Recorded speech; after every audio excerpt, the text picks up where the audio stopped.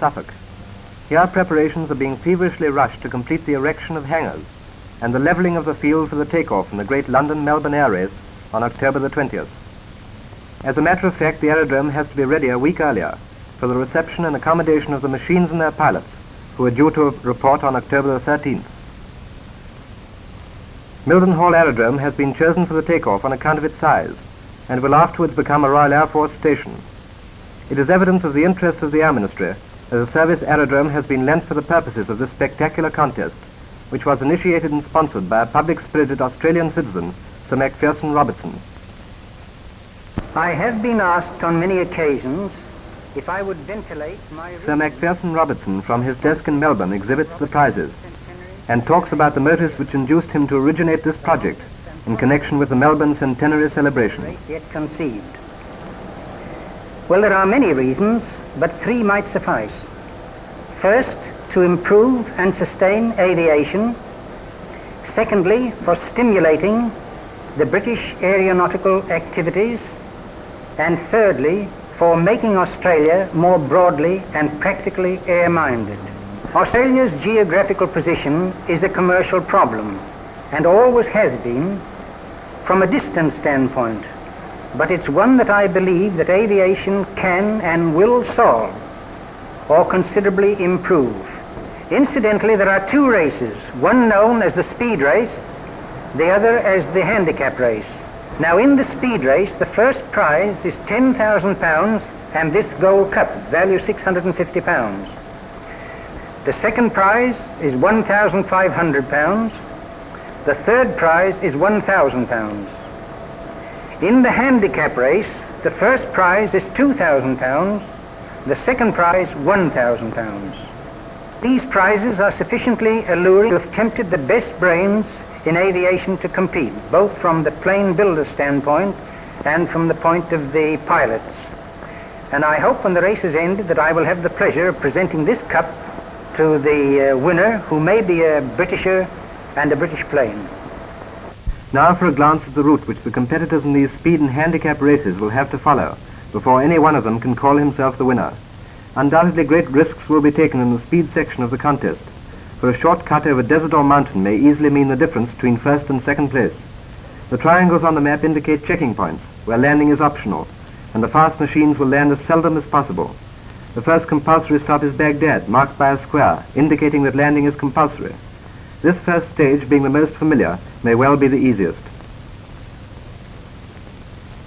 The second stage is to Allahabad, marked by another square, and about 5,000 miles on the way. Here landing is again compulsory, and to reach it, arid deserts and difficult mountains have to be crossed, while the route skirts a country which has always set difficulties in the way of foreign aviation, Persia. After Allahabad, the next control point is Singapore, and the first part of this stage is of course over British India. But where the machines start to veer south to Singapore, they'll begin to fly over vast jungle, where there can be little hope of succor in the event of accident. And they may run into squally weather, so that the pilots will be relieved to sight Singapore. Fourth stage, Singapore to Darwin. The route follows the Dutch East Indies, where interest in the race will probably be very acute, for the Dutch machine is the favorite, and Holland, of course, runs a regular air service from Amsterdam to Batavia. The last part of this stage is the dreaded hop across the Timor Sea to Darwin, 511 miles of shark-infested waters. Fifth stage, we are in Australia, but not home. Northern Australia is in itself a trackless desert territory, and the pilot who takes off first from Darwin may find someone else ahead of him before he lands in Charleville, New South Wales, the last control point.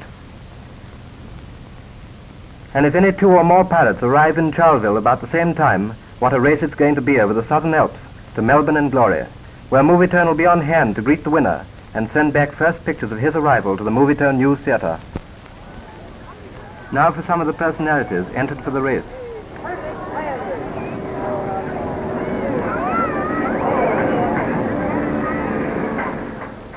Prominent among Americans is the holder of the coast-to-coast record, Colonel Roscoe Turner, who, landing after his most recent achievement, has something to say about his plans for the race.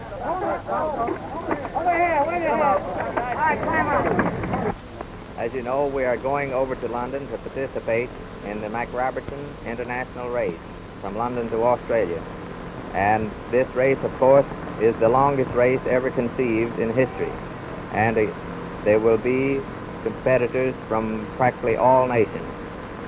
And it is our intention, naturally, to uphold the reputation of American aviation.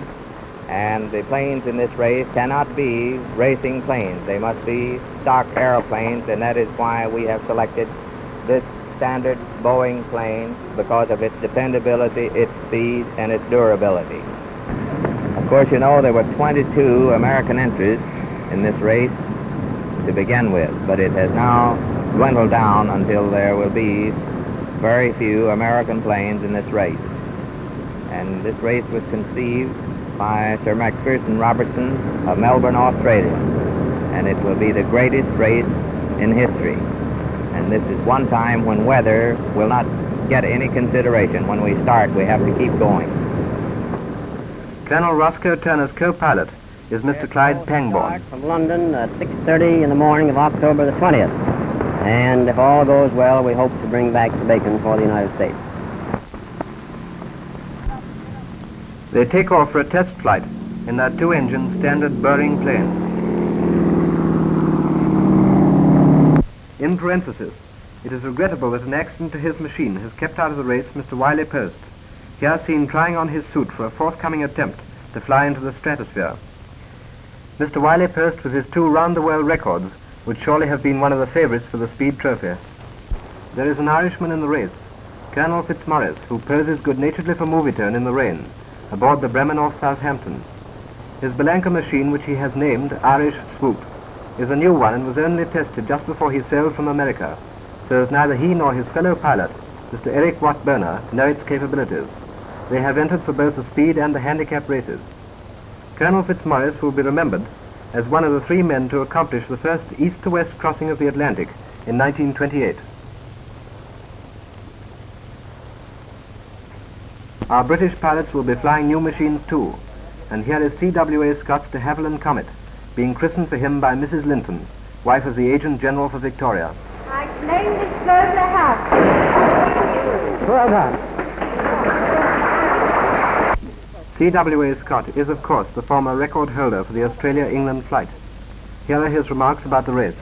First, and we think that we have the right type of machine for this particular race.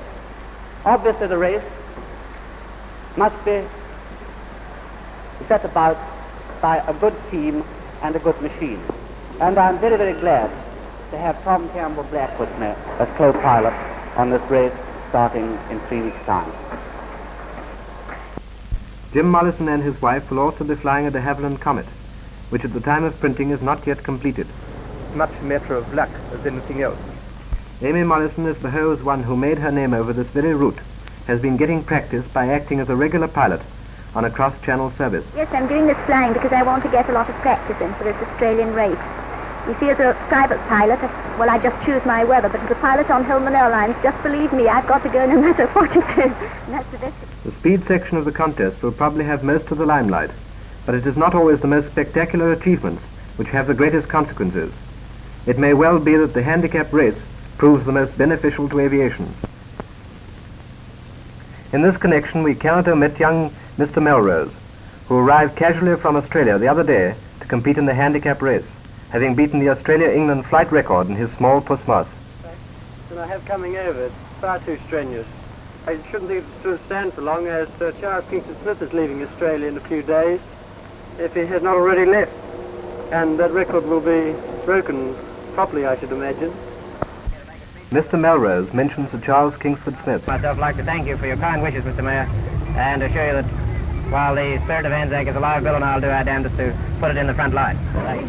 And what a disappointment it is that the greatest aviator in the world today has been frustrated in his intention to take part in a race in which, as an Australian, he is peculiarly interested.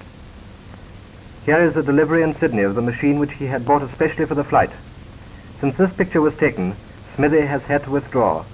He set out for England hoping to create a new record incidentally, but experienced trouble over Queensland and was compelled to return to Sydney.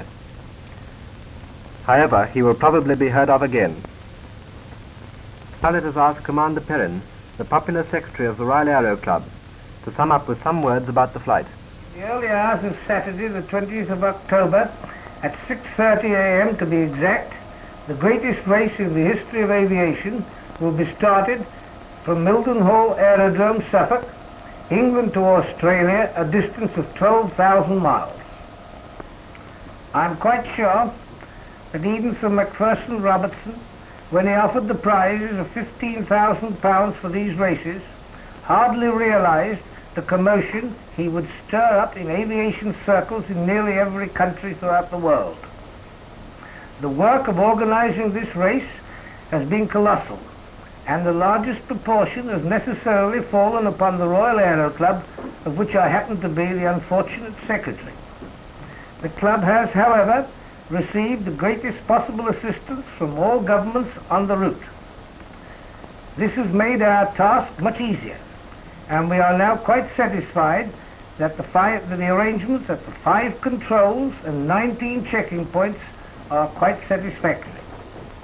Everyone is naturally disappointed that several prominent aviators from all over the world have had to drop out at the last moment, but there is still a large entry fully representative of the greatest pilots of all nations.